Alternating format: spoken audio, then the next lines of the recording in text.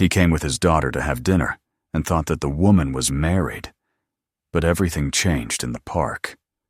Subscribe and write in the comments which city you are watching from. The last traces of sunset had already disappeared by the time Emily Parker stepped back from the stove and let herself breathe in the scent of what she had just finished cooking. The kitchen was warm, humming softly with the sounds of the hood fan and the occasional click of cooling metal trays. The little family restaurant she and her brother had built together was nearly empty, the dinner rush long over, leaving behind a comforting stillness, broken only by the quiet music playing from the speakers in the dining room. This hour of the evening was her favorite. It was the time when she could slow down, let her shoulders drop, and take a moment to appreciate what they had created together. Parker's table, a place that smelled of roasted vegetables, fresh bread, and whatever soup Emily had invented that day. The restaurant had grown into something of a neighborhood secret. The light from the Edison bulbs glowed softly against the exposed brick walls, giving the place a golden hue. The wooden tables, slightly worn from years of use, held a certain kind of history. People had come here to celebrate anniversaries, to cry quietly after breakups, to propose, to meet friends after long days. For Emily, every dish she cooked carried a piece of her heart. She saw cooking not as work, but as her language of care, a way to nurture strangers and send them home, feeling a little less alone than when they walked in. Her brother Daniel Parker, 10 years older, stood near the bar counter as he often did at this hour, balancing the register drawer and checking over the nightly receipts. He was taller than Emily, broader in the shoulders, with the calm presence of someone who had long ago learned how to carry responsibility without letting it crush him. Daniel had been the one who believed they could turn an old laundromat into a thriving restaurant, who had handled the permits and the paperwork, while Emily had focused on the menu. Together, they had built something that kept them both grounded. Emily loved this place with a fierce, quiet devotion. And yet, on nights like this, when the table sat empty and the clock ticked toward closing, she sometimes felt a familiar ache somewhere behind her ribs. It was the ache of a woman who had poured herself so fully into her work that there had been little room for anything else. Relationships had started and fizzled, leaving her with the same conclusion. She was too busy, too tied to this restaurant, too much a part of the life she and Daniel had made. She told herself she was content. Most of the time it was even true. The bell over the door jingled, pulling her from her thoughts. She glanced toward the entrance, expecting perhaps one last takeout order, but instead she saw a man stepping inside, holding the small hand of a little girl. They stood for a moment in the doorway, letting the warmth of the restaurant wrap around them after the cool night air outside. Emily took in the details almost unconsciously. The man was tall, still in his work clothes, the jacket of his suit slightly wrinkled, as though he had been wearing it since morning. His face carried the tiredness of a long day, but also a careful gentleness as he crouched slightly to speak to the child. The girl was no more than 6, her hair slightly mussed from the wind, her small face showing the unmistakable signs of a long day, the kind of crankiness that came from being hungry and tired all at once. Emily felt something tighten in her chest. She had always had a soft spot for children, and this one looked as though she could use a bit of kindness. Daniel looked up from the bar, but Emily was already stepping out from the kitchen before he could say a word. She wiped her hands on a clean towel and approached them with an easy smile that came from years of welcoming strangers. The man hesitated for a moment, as if uncertain whether they were still open. The dining room was nearly empty, the chairs already stacked on half the tables, but Emily gestured toward one of the booths near the window and told them to sit. The man's shoulders relaxed slightly, and he guided the little girl to the table. Emily could sense the weight he was carrying, exhaustion, worry, maybe more. Back in the kitchen, She thought quickly about what might comfort a hungry child without being too heavy. She ladled out a small bowl of her carrot and ginger soup, one of her gentler recipes, and toasted a slice of fresh sourdough bread to go with it. She set the food in front of the girl, whose face brightened immediately at the smell. The child picked up the spoon with surprising eagerness and began to eat slowly, as if each bite was a relief. Emily stayed nearby, making sure they had what they needed, and watched out of the corner of her eye as the man finally allowed himself to lean back against the booth. There was something in the way he exhaled, as though this was the first quiet place he had been all day. He kept glancing at his daughter, clearly making sure she was all right, and Emily saw the faint tremor of worry still in his expression. Inside, she felt an unexpected tug of empathy. She wondered what it must be like to carry so much alone. The restaurant had given her purpose, yes, but she had Daniel beside her, a partner to share the weight of daily struggles. This man seemed like someone who did not have such a person to lean on. As the minutes passed, the atmosphere around the table seemed to soften. The girl finished her soup, smiled shyly, and settled against the booth seat with a contented sigh. The man caught Emily's eye briefly, and she could see gratitude there, not just for the food, but for the way she had made space for them in this little corner of the world. Emily was still standing nearby when Daniel came over to check on the guests. He offered the man a calm nod and asked if everything had been all right. Emily noticed something shift in the man's expression as he looked between the two of them. For a split second, she saw something that might have been disappointment flash across his face, quickly masked. He thanked them both quietly, paid the bill, and helped the sleepy child down from the booth. As he guided her toward the door, Emily felt a surprising pang, as though something unfinished was being taken away before it could fully form. The bell jingled again, and then the door closed behind them, leaving only the quiet music and the faint clatter of dishes from the kitchen. Daniel returned to his paperwork, oblivious to the way Emily remained standing there, staring at the door for a few moments longer than necessary. She told herself it was nothing, just another customer at the end of a long day.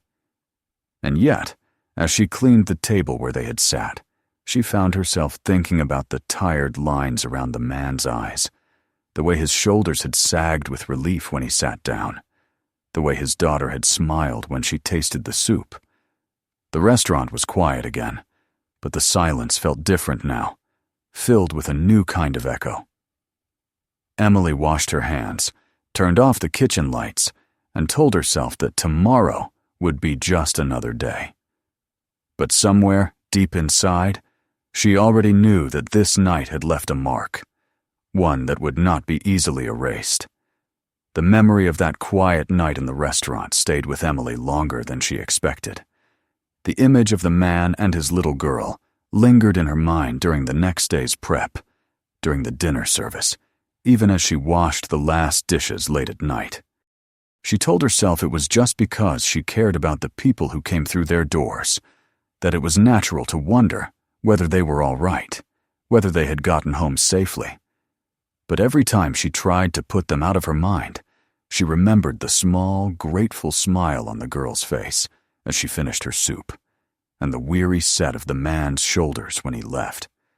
2 mornings later, the sky was washed clean by an early rain. Emily woke earlier than usual and decided to take Daisy for a run through the park before heading to the restaurant. The air smelled of wet earth and grass, and the park was quiet, except for the sound of birds shaking water from their feathers. Daisy ran ahead, eager to chase the drifting leaves, and Emily followed at a slower pace, breathing deeply, letting the cool air wake her. When she rounded a bend near the playground, she slowed. There, on a bench near the sandbox, sat the man from 2 nights ago. He was dressed more casually now, in jeans and a hoodie, his hair slightly messy, as though he had thrown it on before leaving the house. The little girl was there too, kneeling in the sand with a small plastic shovel, her concentration so complete that she did not notice Emily at first. Emily hesitated, her first instinct to turn back and give them space. But Daisy had already spotted the child and bounded forward, tail wagging furiously. The girl's head shot up, her face brightening with delight as she abandoned the shovel and reached for the dog. Emily walked closer, calling Daisy softly, but by the time she reached them, the child was already giggling, hugging the dog's neck. The man looked up, startled, and for a moment their eyes met. Emily saw the flicker of recognition cross his face.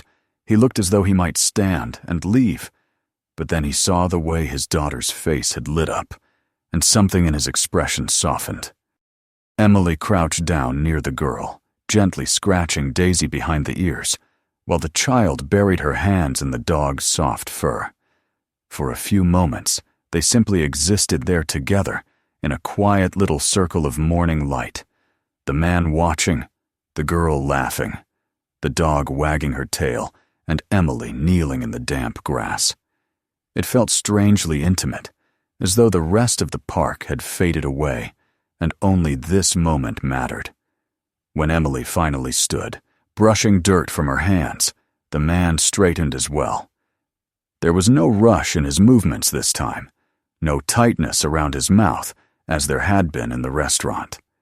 The tension that had hung between them seemed to have eased, and though they exchanged only a few words, the conversation felt easier, almost natural. It was during those few minutes that the misunderstanding dissolved. When Emily mentioned that she was on her way to open the restaurant with her brother, the man's expression changed. His eyebrows lifted slightly, and a shadow of embarrassment passed across his face.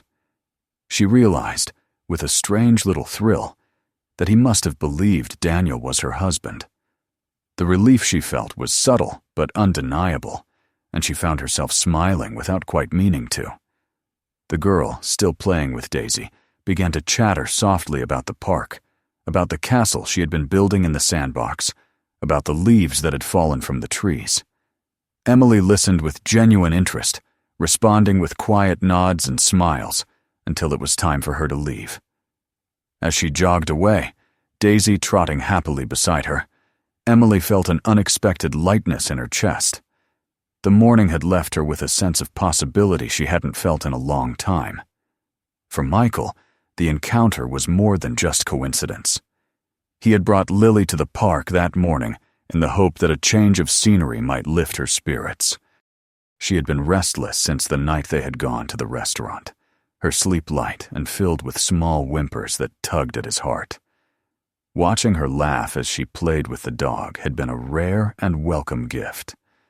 As he sat on the bench afterward, watching her dig in the sand, he thought about the look in Emily's eyes when she spoke about the restaurant, the way she had treated Lily with such gentle attention. He realized that something inside him had shifted. For months now, his life had been a careful routine of work, school drop-offs, and bedtime rituals, a cycle of exhaustion and worry. This morning had felt like a pause button on all of that, a moment of calm in which he had simply watched his daughter be happy. When Lily ran back to him, cheeks flushed, carrying a stick Daisy had dropped, Michael realized that he was smiling. Not the polite smile he wore at work, or the forced one he sometimes gave to reassure Lily, but a real smile that came from somewhere deeper. Over the next few days, he found himself thinking about the restaurant more often than he expected. He thought about the warm light on the brick walls, about the smell of fresh bread, about the way Emily had placed the bowl of soup in front of Lily, as though it were the most important thing she had done all day. By the time the weekend arrived, Michael decided to take Lily back. It was late afternoon when they stepped through the familiar door, and he was struck by how natural it felt. Daniel was behind the counter again, giving them a nod of recognition, but it was Emily who appeared first from the kitchen. She smiled, a real, warm smile, and guided them to a table near the window. The meal that evening was simple but perfect. Emily brought Lily a smaller plate of pasta and a slice of warm bread, and Michael watched as his daughter devoured every bite. The soft glow of the lights, the quiet hum of conversation from a few other tables, the smell of roasted vegetables from the kitchen, it all worked together to create a cocoon of comfort. For Emily, the return of the man and his daughter felt like something settling into place. She moved through the kitchen with more energy than usual, glancing toward their table whenever she could. There was something about seeing them there that made the restaurant feel fuller, warmer, as though the space itself was glad to have them back. As the evening wound down, Michael caught himself wishing it would last longer. When they finally left, Lily holding his hand sleepily, he looked back once through the glass door and saw Emily standing near the counter, watching them go with a quiet expression that mirrored his own reluctance to end the night. That night, as Emily wiped down the counters after closing, she realized that the restaurant felt different than it had before.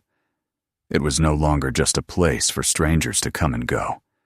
It had become a place where something new might be beginning, something she hadn't dared to imagine for herself in a very long time. And somewhere across town, Michael tucked Lily into bed and stood for a long time in the doorway of her room, listening to the sound of her steady breathing. The memory of Emily's smile stayed with him, and he wondered what might happen if they went back again next week. The weeks that followed seemed to unfold with a quiet rhythm neither Emily nor Michael had anticipated. It became something of an unspoken ritual for Michael to bring Lily to Parker's table at least once a week, sometimes twice if work allowed. The first few times, Emily felt her heart lift every time the doorbell chimed, and she saw them step inside, Lily clutching a small toy or book, Michael with that same mixture of fatigue and guarded calm. The restaurant seemed to recognize them now, as though its warm light stretched itself out a little farther to welcome them back. Emily found herself preparing for their visits without even realizing it. She would set aside a portion of soup just the way Lily liked it, cutting the vegetables into smaller pieces, making sure it was served at the perfect temperature. She began experimenting with desserts that might appeal to a child, tiny berry tarts, soft chocolate cookies, and placing one on Lily's plate as a small surprise. Each time, the little girl's delighted reaction made something deep in Emily's chest ache with both joy and longing. Michael noticed these things too, though he never said so aloud. The care Emily put into each meal, the way she would crouch down to Lily's level when she brought the food, the way she seemed to give her full attention to their table even when the restaurant was busy. It all began to form a picture in his mind of someone who was more than just a chef. He found himself looking forward to their evenings at Parker's table, not just because it spared him the effort of cooking after a long day, but because it allowed him to sit back for a moment, to watch his daughter thrive in the presence of someone who seemed to instinctively understand her. At home, Michael began to notice changes in Lily. She laughed more, hummed to herself as she played, asked when they could go back to the restaurant. He saw her drawings fill with images of the dog Daisy, of plates of food, and once even of a woman with brown hair in a chef's coat. Clearly Emily, though drawn with a child's charmingly uneven lines. Michael kept that drawing quietly, tucking it into a drawer where he could look at it later when the house felt too quiet. For Emily, these visits became the brightest points in her week. She found herself lingering at their table longer than she needed to, asking Michael about Lily's school, about her favorite books, about the little things that made her happy. And slowly, carefully, Michael began to answer. At first his words were guarded, polite, but soon they lengthened into something fuller. He began to tell her about the challenges of raising a daughter alone, about the moments of doubt that crept in late at night when he worried he wasn't doing enough, wasn't enough. Emily listened without judgment, her hand sometimes still dusted with flour from the kitchen as she leaned against the edge of the booth. She didn't try to offer easy solutions. She simply listened. And in that listening, Michael felt some of the weight lift from his shoulders. One evening, near closing time, the restaurant was quiet except for the three of them. Lily had fallen asleep in the booth, her head resting on Michael's arm, her hair spilling across the table. The soft glow from the hanging lights cast everything in a warm, golden haze. Michael sat there, watching his daughter breathe, and felt something shift inside him. For months, perhaps longer, he had felt like a man walking a tightrope, afraid that one misstep would send everything crashing down. But here, in this small restaurant, he felt the rope steady beneath his feet. Emily wiped down the counter slowly, aware of him sitting there, but not wanting to disturb the moment. When he finally stood to leave, he carried Lily gently in his arms, and before he stepped out into the night, he turned and met Emily's eyes. There was no need for words. The gratitude in his look was enough. As winter settled more firmly over the town, these moments multiplied. They began to see each other outside the restaurant. On Saturday mornings, Emily would take Daisy to the park, and often found Michael and Lily there as well. Lily would run to the dog with a delighted squeal, and Michael and Emily would fall into step together, walking slowly along the paths while Lily played. These walks stretched longer with each passing week, the conversations deepening as they spoke about their pasts, their hopes, the pieces of themselves they usually kept hidden. Emily discovered that Michael had once loved photography, but had set it aside after his wife passed away. He told her about the camera that still sat in a box in his closet, about how he hadn't been able to pick it up again. Emily told him about the early days of the restaurant, about the nights she had doubted they would make it, about how Daniel had kept her going. Through it all, Lily became the bridge that connected them. She would proudly show Emily her latest drawing, or tell her about something funny that had happened at school, and Emily would crouch down to listen, her face alight with genuine interest. Michael watched these interactions with a quiet sense of wonder. It was as though Emily had slipped into their lives so seamlessly that he could no longer remember what it had felt like without her there.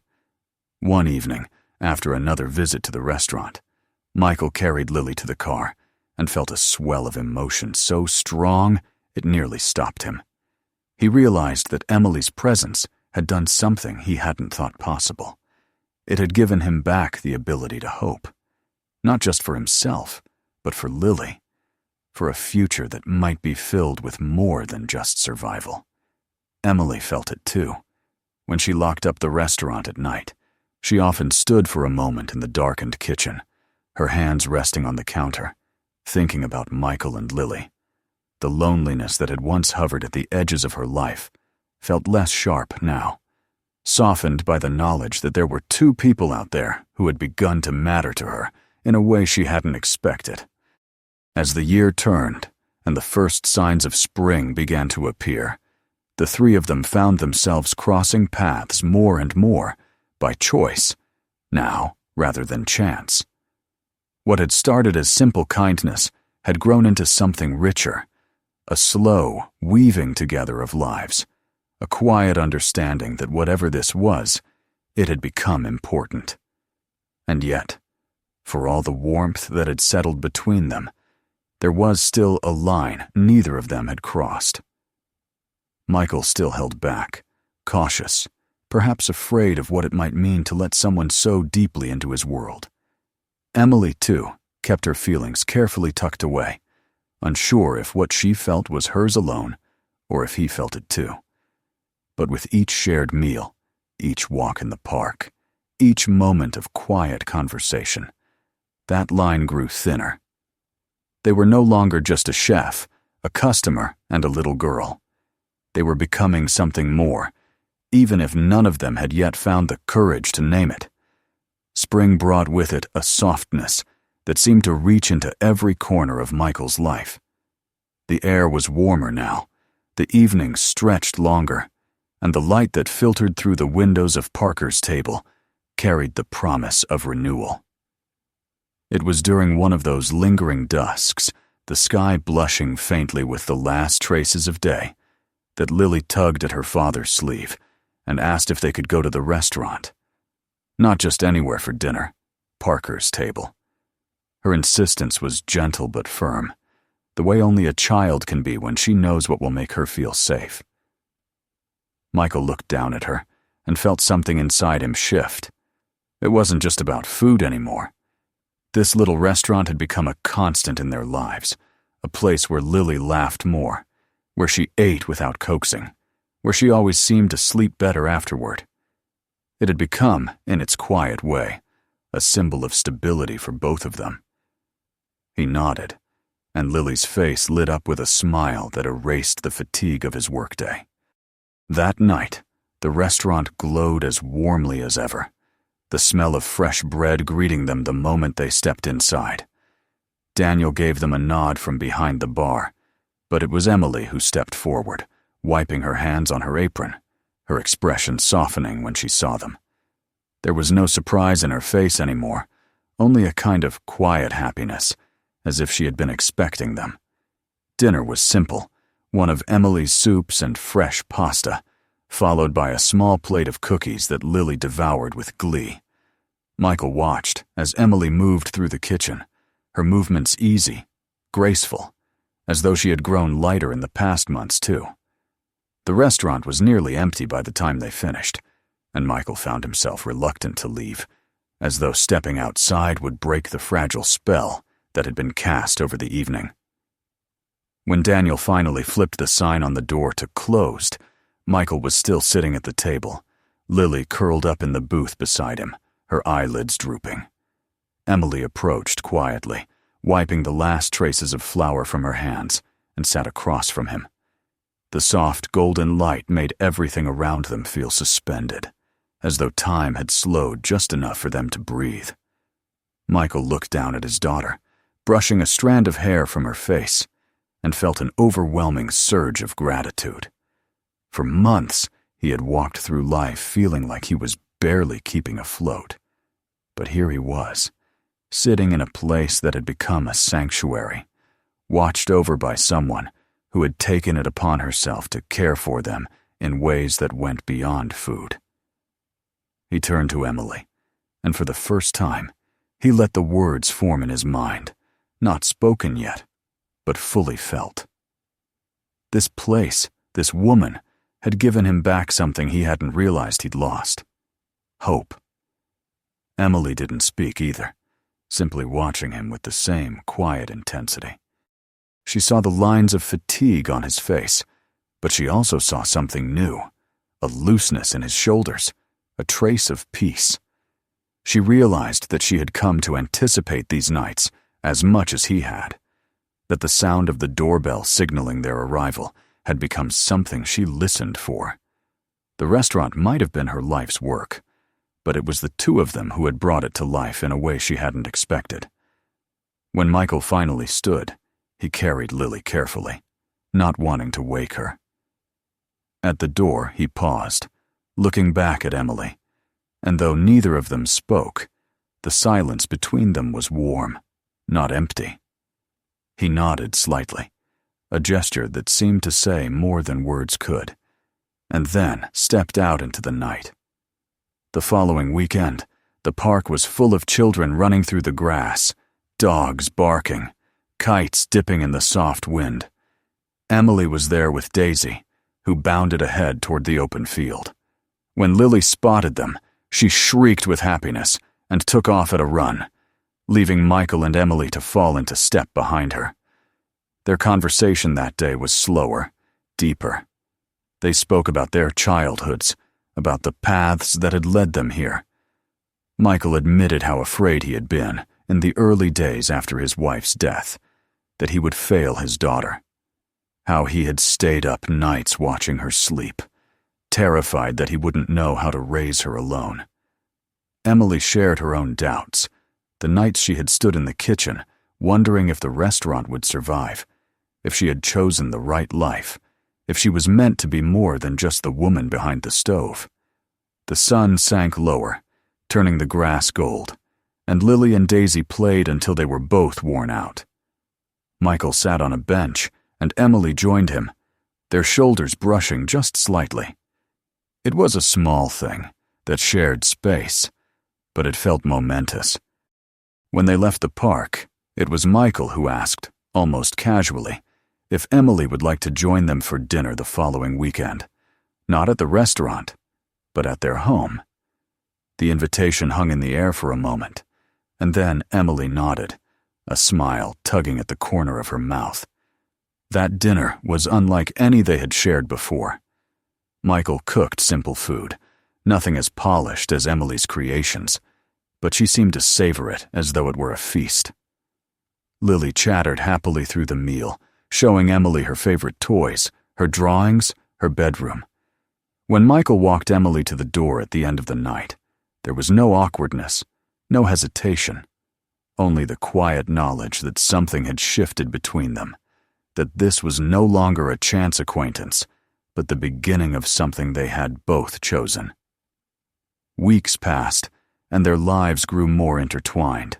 Michael still brought Lily to the restaurant, but now there were nights when Emily closed the kitchen early, so the three of them could share a meal together, sitting in the quiet glow of the dining room after the last customers had gone. Lily began to fall asleep with her head on Emily's shoulder, and Michael stopped pretending that it didn't make his heart ache with something like joy. The day finally came when Emily realized that the restaurant no longer felt like the center of her world, but rather the backdrop to something larger. It had been the place where they had first found each other, yes, but what had begun within those brick walls had spilled out into the rest of their lives, into parks and home-cooked dinners, into the small rituals of shared mornings and quiet evenings. One Saturday evening, as the last of the light faded from the sky, they returned to that same park where they had first met again. Lily chased Daisy through the grass, laughing so loudly that a few passers-by turned to smile. Michael and Emily sat together on the same bench, closer now, their hands finally finding each other and resting together as though they had always belonged there. In that moment, Michael thought about how far they had come, from the man who had once sat in a restaurant booth, feeling like the world was too heavy to carry, to the man who now sat here, feeling lighter than he had in years. He glanced at Emily, who was watching Lily with an expression of quiet pride and tenderness, and he knew that whatever name they gave to what they had built together, it was something real, something lasting. Emily felt it too, the sense that the pieces had finally fallen into place. The restaurant would always be hers, but now she had something beyond its walls, a family that fit together like a puzzle, whose missing pieces she hadn't even known she was searching for. The sun dipped below the horizon, leaving behind a soft afterglow that seemed to hold the promise of everything still to come.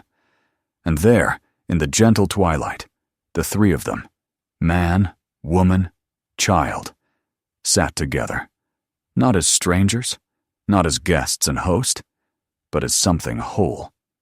If this story moved you, make sure to subscribe so you never miss the next one. Take a moment to watch the next video waiting for you right now. There are more powerful stories you won't want to miss. And don't forget to share this video with friends and family. Some stories are too meaningful to keep to yourself.